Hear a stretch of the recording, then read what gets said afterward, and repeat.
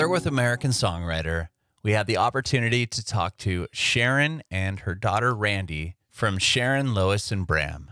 Adam was able to talk to Sharon and her daughter Randi over Zoom audio.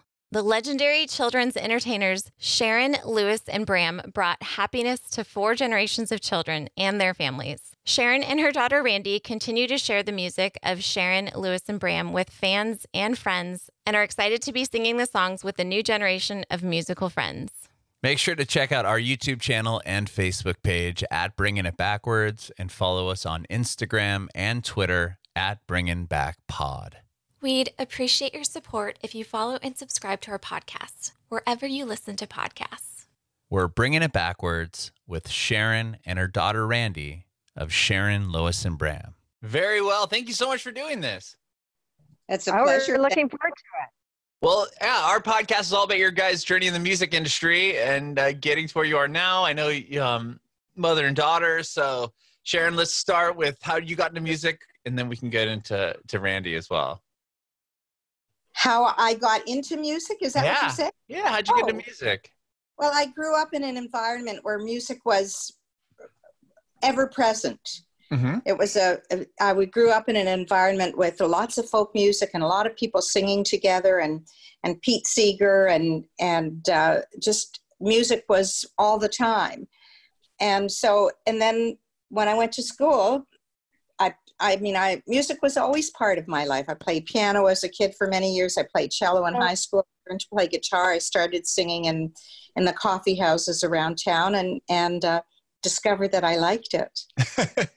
So you picked up piano first. You said as a young kid. As a youngster. You started piano. And when did you start? You said you moved into the coffee shops. Were you writing your own songs or just playing cover songs? Never have written any of my own songs ever. I was Adam, I will let me just back up to her beginning. Sure. She said she took piano. The reason she was able to take piano is because her mother saved 50-cent pieces to buy her a piano. They were poor working class immigrants. And her mother saved her 50-cent pieces so she could have a piano and piano lessons. Oh, that's amazing. Wow. Oh, yeah. You probably don't even know what a 50-cent piece is. I know. I used to get them from my grandparents. They would send one or a $2 bill. They would send either a 50-cent piece, a $2 bill, or the old silver dollars. But then they changed to like the little ones and they weren't as cool anymore.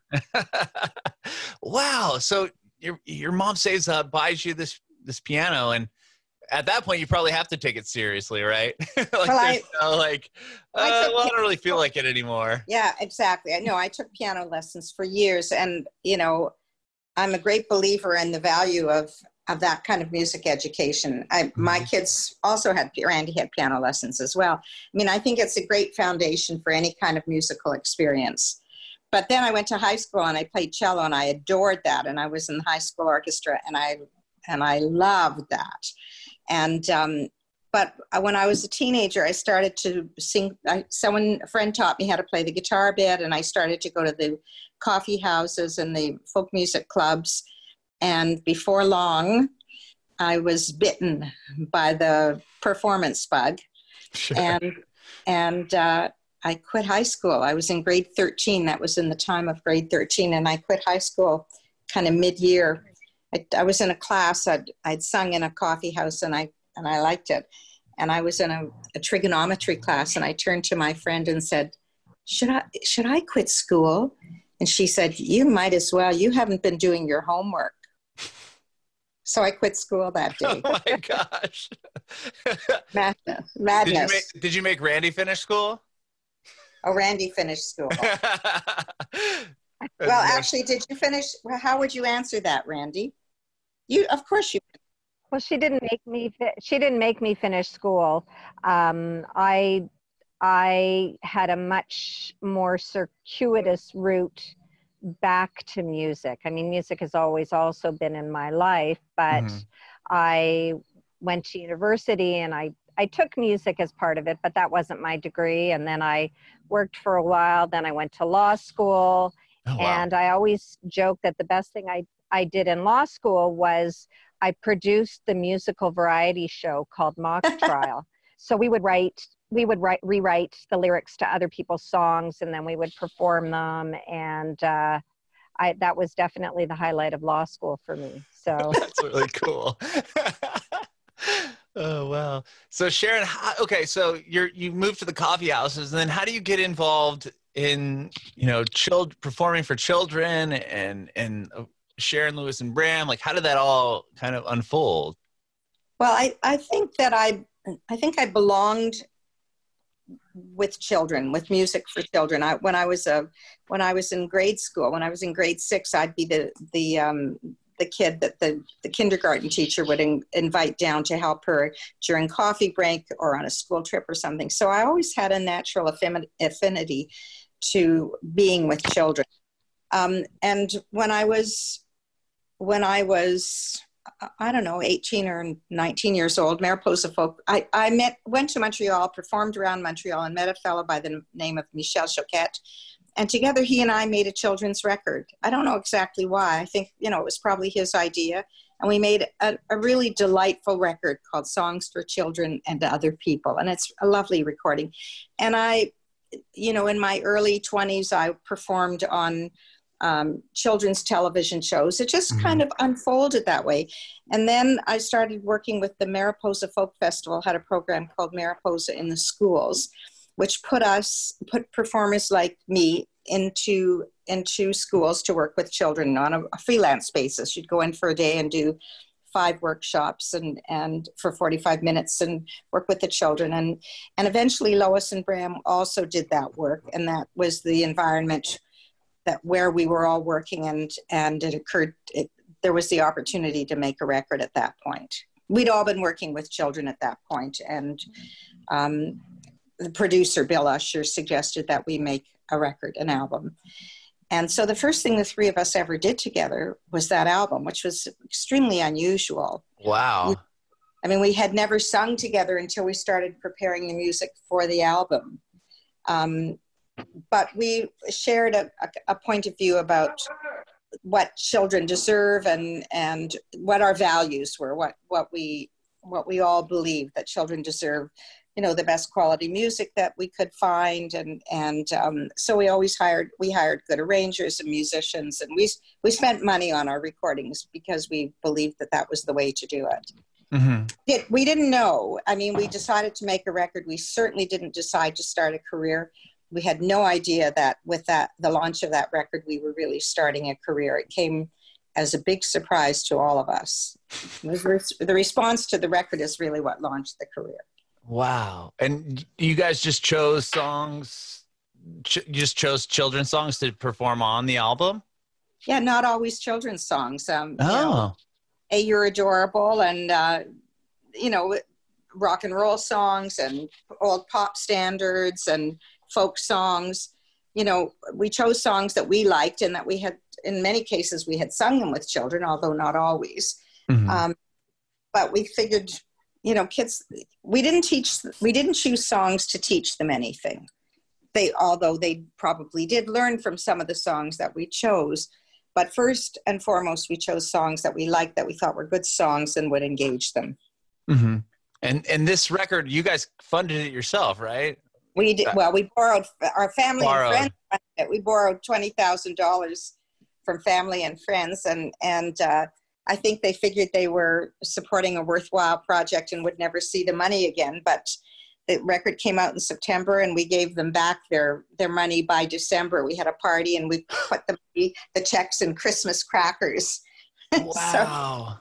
We knew how to throw a party. Yeah, well, you must have had. So you had some. How were you able to raise the money? Were you guys playing were you playing these songs out and about? No, I went to my parents and my sister, and Lois went to her family, and friends who had seen us perform individually, yeah, not collectively. Okay. So it was alone. And then how were you able to go out and sell those albums? Were you touring or playing different places? Initially, I think it's raining here. Wow, raining hard. Well, sorry, So, I didn't. Whereabouts are you in? I'm in Toronto. So Sharon's in Toronto. I'm at a place called Wasaga Beach. Adam's in the States. Yeah, San Diego in California. So we had a power failure up here. And oh my gosh. That's why I was sitting in the dark and I wasn't sure. I mean, the power, I was trying to find one of the neighbors has a generator. So it was really loud. So I was trying to find a quiet place to sit. And then the power came back on. So and now we're having this storm here. Oh my gosh! I forget what we were just talking. Oh, touring. You asked. I was wondering how you sold all those copies of that record to make the money back. Well, what happened is that we decided to launch the album. We took it to a couple of reviewers, music reviewers, Sid Edelman and Michelle Landsberg, and we decided to launch the record with a concert.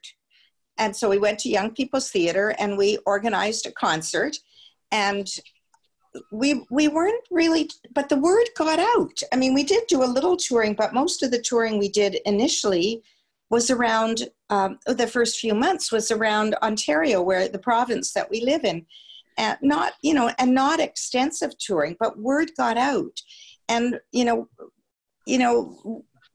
we have the good fortune of having a national radio and television system here, the Canadian Broadcasting Corporation, CBC. And, our music got played on that radio station. And so it came out in September, and the beginning of January, I got a call, because mine was the only address on our album, because I was the only one who lived in a house at that point. Anyway, I got the call saying, would we come to the Vancouver Children's Festival the following May? So the record came out in September of 78, and in May of 79, we went to Vancouver. And that's when we discovered that people across the country knew our music, knew the record. Wow. It was very, very exciting, surprising and exciting. I can imagine. Yeah, going to clear across the whole country, and people knowing the songs and knowing who you are. It was very cool. Wow. And when did Randi come along? Were you playing the kids' songs already at this point, or was she kind of an inspiration for starting with the kids' songs? I wish I was. I was 13 when they recorded their first record. So a lot of the music that they recorded over the years, I would like to say I contributed or collected. I taught them a lot of songs. I she brought a lot of repertoire to us. And also some of the fun and different songs that they, over the years they started out with folk music, and then when their budgets increased for the recordings, they added songs that you would have to pay for, copyright songs and that sort of thing. But one of the jobs that I did for them as I was getting older was to search for music. So that was one of my fun jobs. So, they on an episode of The Elephant Show years later, they sang a song called Who's Got the Suitcase? I knew you were going to say that. One of my all-time favorites. It's such a brilliant song, and it was a brilliant video on the show. And great. I introduced my mom to the Beatles song I Will, which they recorded on an episode of Skinnamarink TV. Wow. And Crosby, Stills, Nash, and the song Our House they recorded. So I got to also influence some of the music choices over the years, which was really fun. That's really cool. We did a really funny thing. What do you call that, Randi? You learned it at camp, the Cecilia thing, where I was sitting on a chair, right? Yes. And Kara was behind me. So imagine, you've probably seen this maybe, Adam, where you get two people sitting on a chair. So one is sitting behind the other person, and you get a shirt, you put it on backwards. Oh, and yeah. The person in behind sticks their arms through, Sure. And they So become the arms for the person in front, and you're like, feeling and scratching and doing all of those things, only it's somebody else's hands doing it. It was one of my favorite things that I did on the show. And it was done with my oldest friend's daughter, who was a regular on the Elephant Show with us. Her name is Kara, and she lives actually in California. And she's an actor. And I did many, many songs with her, but that crazy game was one of the things that we did together, which was great fun. Yeah. And was the Elephant Show the first television show you guys got, and then Skinnamarink TV? Right. Okay. Yes, and Elephant Show was from, what were you going to say, Rand? I was going to say they did a series of specials. They filmed a concert at Young People's Theater. They did some TV specials at CTV. So, you're asking about my involvement. So in one of those early specials, do you know the story Babar the elephant? Mm-mm. So it's a famous French story of a family of elephants, and there was a dance company here that was putting on that show, and they had elephant costumes. So just on a lark, they rented an elephant costume for their first concert, because they were singing. The first album was called One Elephant, Deux E, and they were singing this song, and they thought it would be sweet if a dancing elephant came out, and it became their signature mascot. So from time to time, I was the elephant. Cool. So they did this special at CTV with an audience of children, no parents, and when there were two of us dressed up as elephants, and when we came out, the kids swarmed us. And grabbing and pulling and tugging, and we learned from that experience. Yes. Don't get too close not too close between the elephant and the kids. Sure.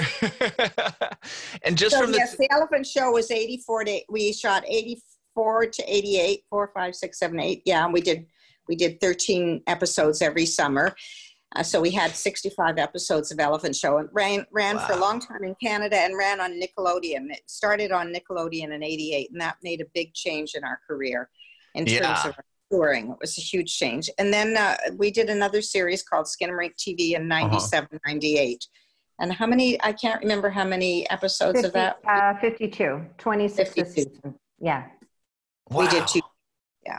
Wow. And we did a fabulous holiday special called Candle, Snow, and Mistletoe. Oh, we love that special. And that was like a yearly special you guys would put on? No, it was just a one? One. It's a one-off, and it ran for 3 years in Canada. I can't remember what it did in the States. It kills me that it doesn't run, because it's beautiful. It was an expensive special. And it is. Yeah, and it has nice, and just very nice. Yeah, and nice message about people working together and how things work better when everybody works together. It's quite lovely. Was one because of the success of One Elephant? Is that how you're able to get the attention and get the TV show started? I'm trying to remember by the time we did the TV show, we did a new album every year for the first 4 or 5 years. Oh, okay. So you already had a lot of material and probably a pretty big following at that point. And we started winning JUNO awards, which are the Canadian equivalent of a Grammy. And wow. The touring in Canada was quite significant, and it was spilling over into the border states, Michigan and New York, and then anywhere that was sort of like a liberal arts area, Connecticut, Oregon. And then once they got on Nickelodeon, they completely exploded in the States. Absolutely. Oh, I can imagine. Yeah. We did all the big, beautiful outdoor venues, and we played in New York, and we had played previously in New York, but we played in all the good venues, the exciting venues, and state fairs, and it was really quite astounding. Carnegie Hall, Lincoln Center. Wow. And did you get to go on those tours? Did you get to go on all those tours, Randy? I would hook up with them. I was, part of the time I was living in San Francisco. Okay. And Lois's son, David, who is also a very good friend of mine, lives in California. And so if they were going to be somewhere fun, like they were recording in LA, so we'd fly down to LA and hang out with them while they're in the recording studio. Or if they were playing Carnegie Hall or Lincoln Center, we would fly to New York to see the shows. When they did a show on Broadway in New York, so we went to Manhattan for 2 weeks over Christmas holidays to oh my gosh, watch their show and on Broadway. And when we played in San Francisco, because Lois had a son there and I had a daughter there, we'd always extend our stay so that we had extra time to be there and hang out together. And nice. Sometimes she'd go skiing with me in Lake Tahoe. Well, when you're touring on like kids albums and stuff, I can imagine that you're only really playing on the weekends or early shows. How did that work? Through most of our touring, weekends, of course, were the most desirable, but you can't tour just weekends unless you're touring close to home. Yeah. So we did shows. Often we did shows at 4 or 4:30 and 7. Doing a show at 4 or 4:30 is not great because their kids are tired and hungry then. Mm-hmm. And 7 o'clock, generally, our audiences were old enough that a 7 o'clock show was okay. A lot of the musicians who toured with them over the years, it was an ideal situation because when you tour with adult bands, you're traveling in the middle of the night on a bus. You never sleep in hotels, and you don't get good meals. And on a Sharon, Lois and Bram tour, you're done at 8 o'clock, and you get to eat a nice dinner and get to bed at a reasonable hour. And we traveled by tour bus, but we did not live on the tour bus. We always stayed in hotels. Oh, that's nice. Yeah. We didn't retire as millionaires, but we lived a comfortable life. Including I remember one time we were on the bus we had a very, very long trip, and we were heading to Washington. We had to go through Manhattan. The trip was about 10 or 11 hours. It was horrible. And Lois put her nightgown on eventually. There were bunks in the bus, so you could lie down. You could have a rest or a sleep if you wanted. And when we got to the hotel, she put her coat over her nightgown. She was ready to check in really fast. Oh, that's funny. Wow. Okay. Well, so tell me about winning the first JUNO Awards. You guys were winning like pretty much, you said a Grammy, the equivalent of, in Canada. I mean, that's pretty a massive achievement. Tell me about how that must have been pretty cool. The first time anyone won that. It was very exciting. The first one was for our second album. I always thought we should have won for the first one because I thought that was the sort of the groundbreaking album. But it was very, very exciting. And Randi can tell you a cute story about that. Right, Randi? I can. So we were all there, and I had arranged to dress up as the elephant because Sharon, Lois, and Bram were going to be presenting a JUNO in addition to being nominated. So I went backstage, put on the elephant costume, and I was waiting for them to come back to present the award. And I noticed a guy in a suit.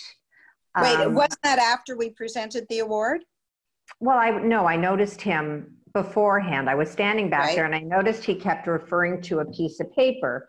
So we present the award, we come off stage, and I'm sort of milling about in the costume, and I say to the guy in the suit, Sharon, Lois, and Bram are also nominated for an award, and if they were going to win, it would be really fun for the elephant to come back up on stage with them.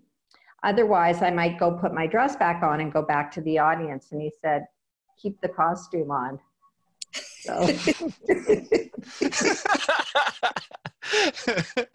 That would never happen now, but I knew that they had won, which is really fun. And of course, we awesome. didn't know that, of course. It was very cool. So wow. I can't remember. We probably won some after that. But then at one point, we decided not to participate anymore because they changed the selection process. And they were including children in the choosing, and they wanted children to choose their favorite album. And we felt that that was wrong. We didn't want to promote the idea that they had to choose one album as their best album, that we wanted them to know that they could like all of them. Mm-hmm. So we stopped participating until they changed that regulation. Did they ever change it, or is it still the same? They did, yeah. Wow. And then did you guys get back involved with them? No, we did, I think once or twice. No, we didn't get deeply involved after that. Mm-hmm. But we've had the most significant, I would say, well, there are two really significant recognitions. One was an honorary Doctor of Humane Letters degree that we got from in Nova Scotia, which is an eastern province, from a school there. That was Mount Alice. St. Vincent. Wasn't it Mount St. Vincent? I'm going to go look. on my wall. Oh my goodness. She's got there's a picture. That's so cool. Did you guys you look too young to, I know it is Mount St. Vincent. You're right. I'm sorry. That was embarrassing. Okay. But I interrupted you. What were you saying? No, that's okay. I was saying that there were two significant, there was that, and then the like a really big deal is something called the Order of Canada. It's the most significant recognition that you can get in Canada. Whoa. And that was really, really, really, really thrilling. So, just for anybody who usually receives that award. Well, they have different categories, but like Rush has received it. Oh, wow. There are doctors, there are scientists, there are astronauts, there are artists. Margaret Atwood, the woman who wrote The Handmaid's Tale, is a member of the Order of Canada. Politicians, Stephen Lewis, who has a humanitarian foundation and was the Canadian ambassador for Canada to the U.S. For Canada to the U.S. I mean, people like that. So, yeah. Yeah. So wow. So it's very important award to be winning. Wow. It was. Oh yeah. And they. Sorry. Go ahead. Well, I was just going to say, Sharon, Lois, and Bram were UNICEF ambassadors, and for the 50th anniversary of UNICEF, they were invited to perform in the UN General Assembly. And that, again, was one of those, I mean, they never had music performances in there. So that was exceptional to be able to sit in the UN General Assembly and see that was amazing. And they were invited by the Clinton administration to perform for the Easter egg roll on the White House lawn. So wow. President and Secretary Clinton. You did get to meet Clinton. Oh, yes. Yeah. Oh, wow. How cool. Yeah. Oh, it was very exciting. That was very exciting. Yeah. Meeting that's so cool to even winning, the Order of Canada award, and then you're going to the U.S. and playing for the president. Like, it was very exciting. Wow. Yeah. Oh there was a time where they were playing in New York, and it was apparently the hottest ticket in town. Like Rick Moranis, I think, one of the actors from Second City was looking for tickets for his kids because he couldn't get a ticket. So. Oh my gosh. Oh wow. Okay, so you said the success of the show success when it went to Nickelodeon, that just kind of blew up everything from there. Absolutely. Okay, yeah. And then the touring changed then. Okay, and what happened after that? After this thing kind of explodes in the U.S. Well, it was just a lot more extensive touring. Although we weren't like the rock and rollers who go out for months at a time. We never went out for more than 2.5 weeks at a time. Never. So we were all family people. We had homes and families, and we were, we did spouses. What, honey? You had spouses you wanted to come home to. Yeah, Sure. exactly. Had to come home and do the laundry. But the touring, it was either television or touring because the TV schedule is very arduous, the film schedule and everything like that. So when they were doing the Elephant Show, they couldn't do stadium tours or summer touring because that's when they were filming. So then there was a break after the Elephant Show to tour for a number of years, and then they did Skinnamarink TV. And after that, Lois retired. So then it was Sharon and Bram, and they sort of scaled back to a more gentle schedule. Kind of folky touring. Oh, okay. Yeah. What year did she retire? Do you remember? Yeah. 97, 98. Well, 97, 98 is when we did Skinnamarink TV. And so 99 was it. Yeah. Okay. And so after that, Bram and I did as Randy said, a more gentle touring. We did smaller shows, and we have two musicians who continued to tour with us. They didn't do all the shows with us, but they did a lot of them with us. And one is our keyboard player, these guys are still part of our musical family. Grant Slater, he's keyboard, and he's the leader of the band. And Kirk Elliott, who plays fiddle and everything. He plays, lots of different instruments, and he's also a kooky kind of guy. And so we had a lot of fun with them. And then do you want to explain about the anniversary and all that, Randy? Yeah. So they had really toned down the touring, and sometimes it was four of them, and sometimes it was just Sharon and Bram. And I said, you're coming on 40 years, 20 years as a duo, and 40 years of singing the music of Sharon, Lois, and Bram. And I think that your fans would love to see you in a bigger way. And I think we should do, and Bram also said that he was tired of being on the road, and he wanted to retire. So I put together a farewell tour, a 40th anniversary farewell tour. And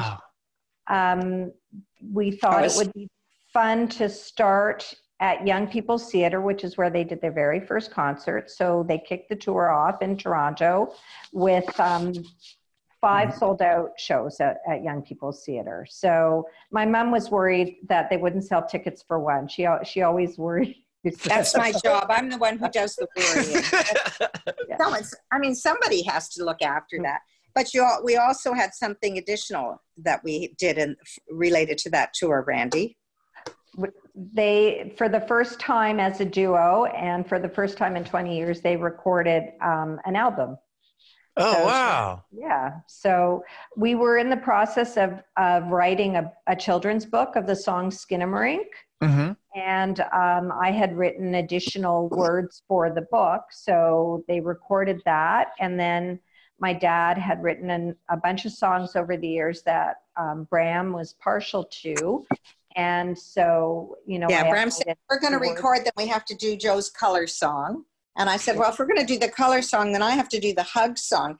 Anyway, it evolved, and we ended up doing 6. So was it 6 of Dad's songs? 5 or 6 of his songs? 2-piece, different, hug, color, drum song. Drum, 6. And Everybody Talks, 7. 7. Yeah. And this is the Skinnamarink book. Wow. Can you see it okay? Yeah, I can. It's really beautiful. I mean, the thing about the book is that when we were invited to do this book, we said, that's a very short song. It'll be more of a pamphlet than a book if we don't get right. words. And so Randy said, let me take a stab at the new words. And she wrote all the new words, and they're incorporated into the book. They're perfect. They're beautiful. They're universal. And the illustrator, Chin Lang is her name. She did a wonderful job illustrating the book, and it's been a hugely popular, successful book. And that just came out at the end of last year? When did it come out? Yeah, it came out in September of 2019, and it sold more than 50,000 copies. Wow. Yeah, that's really awesome. It's really success. Wow. Yeah, we're very, very proud of it. And that, I mean, in Canada, bestsellers 5,000. So it's, she laughed that a few times. Yeah, people love the book. That's great. I love it, and we love it. We're really proud of it, and we're working on several more now. I mean, once we did this extensive tour, as Randi said. She organized it and toured with us and climbed on stage with us on occasions and did some recording with us. And then Bram said, you know, I'm done. I'm tired. I'm done. I want to stay home. Randi, he knew Randi loved to sing and loved to perform. And so he said, you know, you should carry on. And so that's what she and I have been doing. That's amazing. Very cool. And you guys you launched a YouTube channel, correct? Yeah, we did. Yeah. We did. I want to hear a little bit about that. Well, you know, we were looking for a place to put Sharon, Lois, and Bram content up there. And we have very dear friends named JC and Chris. JC is a singer from Nashville, and Chris, they're both fans and they're friends, and they've taken over our social media. So they thought it would be fun to do a web series called Sharon's Great Big Life. So they're just like 3 or 4 minute long episodes, but one of them was of our photo shoot, trying to get our duo publicity pictures or whatever. We went to Africa. We went to Africa together, so one of them is about some of our time in Africa. And we just did, I wonder if you've seen it, if Elizabeth shared it with you. We did a video of the song that Sharon and Bram recorded by my dad called Talk About Peace. And we did a Zoom compilation video with family and friends. Oh, I haven't seen that. That's really awesome. I will share it with you. It's had like 130,000 views on Facebook, which for us is a lot. That's a lot for anyone. I think that's a lot of 3,000 shares, and it's been seen all over the world. It's all over the world.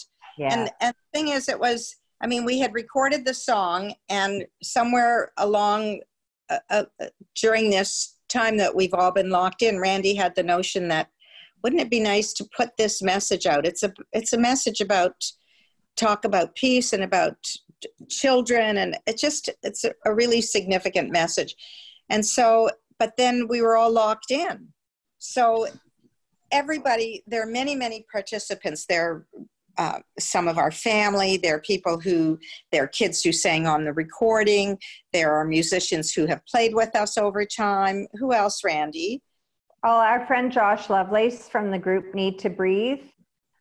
He's in Knoxville, and he and his kids were in it. And if you ever heard of the show Whose Line Is It Anyway? Yeah. Colin Mockery and his wife Deb McGrath are singing in it. So everybody, cool. I mean, it is very, very cool, and everybody did their part. Randi sent the music to everybody, and they did their videos from their homes, and JC, with Randi consulting, put it together into this video, and Randi will send it to you, as she said, and we're thrilled with it. It's a lovely message. And that's really cool. It is very cool. So Randi and I had these plans to start performing together, and then instead of doing that, we were told to stay home. Yeah, sure. So we've been doing Facebook Live performances since March. Yeah, and you have another one coming up, right? Like a pretty big one coming up. We have what do you call it, Randi? A concert. The virtual concert, live, yeah. Living room one. I want to know a little bit more about that. Tell me about that. Okay, go, Randi. You tell. She gone? Oh dear, I wonder if her phone. She's a little frozen. Oh, that's too bad. Yeah, she'll probably pop back if not. Hopefully she will. Yeah. Oh, I think she's coming back now. Really? Here I am. There she is. So what happened? Sorry. How come I don't see her? Do you see her? I see her. Are you? I'm here. I promise. Maybe because I have because my computer's hosting it. Maybe that's why I can see here. Okay, Randy, we were just talking about the virtual concert that we're about to do. Oh, so great. You talk about it. Yeah, you tell about it because you're more conversant about all of that. So it's going to be on the 27th of August at 7 p.m. And we're calling it Live in Your Living Room, which was a TV DVD that Sharon, Lois, and Bram put out as sort of an homage to that. But we've been doing Facebook Live concerts, but they're just us seeing comments from other people. And this one is going to be a Zoom concert. So in addition to them seeing us, they'll be able to see each other and we'll be able to see them. So I'm hoping that we're going to do one of our favorite songs to do is I Am Slowly Going Crazy, which has been a popular song during COVID. Mom, why don't you show it to Adam. I'm slowly going crazy. 1, 2, 3, 4, 5, 6, switch. Crazy going slowly. Am I 6, 5, 4, 3, 2, 1, switch. I am slowly going crazy. 1, 2, 3, 4, 5, 6, switch. We can't do it together, Randy. Do not do Don't it. Worry. Anyway, Lois and Bram and I did it years ago. Bram sang it slowly, then I would sing it while he was singing it slowly. I would do double time, and then Lois would come in with 4 times. And oh my gosh, very, very cute. So hopefully we'll get to do it in that concert. And either Bram will sing it. The concert will have Bram as a guest appearance from Bram. Oh, cool. And his brother. It's really going to be a family affair. So it's mother and daughter. So Sharon and Randi, and my kids my son Ethan is a guitar player. His girlfriend Claire is going to be playing bass. My son he helped us out the other day with Fish and Chips and Vinegar. And the song She'll Be Coming Around the Mountain. So there's a verse in that song where the verse is, she'll have to sleep with grandma when she comes. So Elijah sang that verse. He sang it with his grandmother. Yeah, he pushed me. and Bram's brother Jeff, who's a dear friend, is going to be playing mandolin. And my mom mentioned Grant Slater, who was a keyboard player for Sharon, Lois, and Bram, and for Sharon and Bram, and he's going to come with his wife Kim, and he'll play keys and she'll play flute. So it's a family affair, from our family to other families, and it's going to be on the deck in my backyard. Hopefully the weather will cooperate. Yeah. But oh my God, yes. What if it doesn't, Randy? Something new for me to worry about. So we're very excited about that. It's, everyone's trying to figure out what to do during this time, how to reach people and how to connect. And so we're hoping that people will want to watch this concert, and until we can perform in front of people live again, this is hopefully the best we can. Same. It isn't. Of course it's not. There's nothing like singing together. Nothing like it. But at least if we can see each other, and they can sing along with us. Yeah, they can sing at home. Yes. Yes. You have to learn your way around singing together on Zoom. Yeah, I know. I've noticed that. Well, there was a band that did like a thing showing why people aren't going live, because I've seen other artists getting called out like, this isn't even a live Zoom song. And so a band did it, and we're like, this is why no one's doing live Zoom performances. Right. So it was like this crazy loop of noise that ends up happening. What a good idea. That's great. So they just posted that, and we're like, here, this is why no one's doing live ones. And then everybody understands. Yeah, I mean, it makes sense it works if it's just one person playing, but if you're in a different Zoom call or location, different location, you're the latency just destroys it. The person who solves that problem is going to be rich, because musicians are desperate to play together. From what I've been told through another interview I did, I guess it's in the works right now. There's a company that's already like rented out a soundstage in LA, and they've been trying to figure out how, that's great. How it's going to work.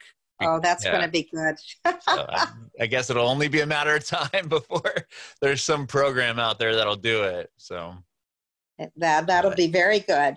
Yeah. Well, thank you guys so much for chatting with me today. I really, really appreciate it. It's such a cool story. I love it. Thank you. It's lovely to chat with you. Thank you for talking to us. Yeah. And I can't wait to check out the virtual concert. My family saw one actually earlier today with Lori Berkner. She did a virtual concert. It was really cool how it all worked. Very interactive, and they enjoyed it. That's great. Oh, excellent. Well, I hope we'll be together again pretty soon. Definitely. And Randy's going to send you the video of Talk About Peace. I think you'll enjoy it. I love it. Cool. Thank you so much. I have one more question for you guys. I want to know if I can get an answer from you individually. I want to know if you have any advice for aspiring artists. Oh, boy. I guess the only advice that I would offer is that you have to really want to do it, because it's hard and there are no guarantees.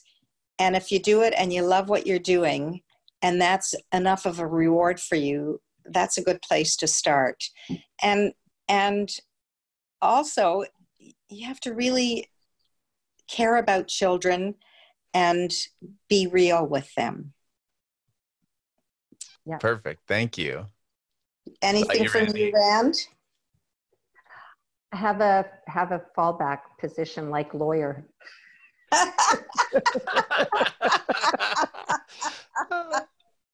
That's hilarious. My son jokes to me. Ethan says to me, "You're the only parent I know who wants lawyer to be the fallback. Go be a musician, Ethan. Don't, you can go to law school later." That's awesome. Oh God. The thing is, Randy has a brother, my son, and he has a very unusual career. He is a professional bridge player. You've probably never heard of a professional bridge player. I have not heard. But you know what bridge is. You know about the game. The card game. Yeah. Yes. Well, he's one of the best in the world. He's traveled all over the world to play. He plays on a team and he earns a living that way.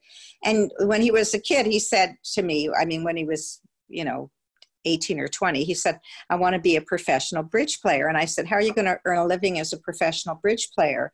And he said, "Oh, and your parents were thrilled when you quit high school to become a folk singer." So my suggestion is, or my point with that is, if you get to work at something that you really love, you're ahead of the game, I think.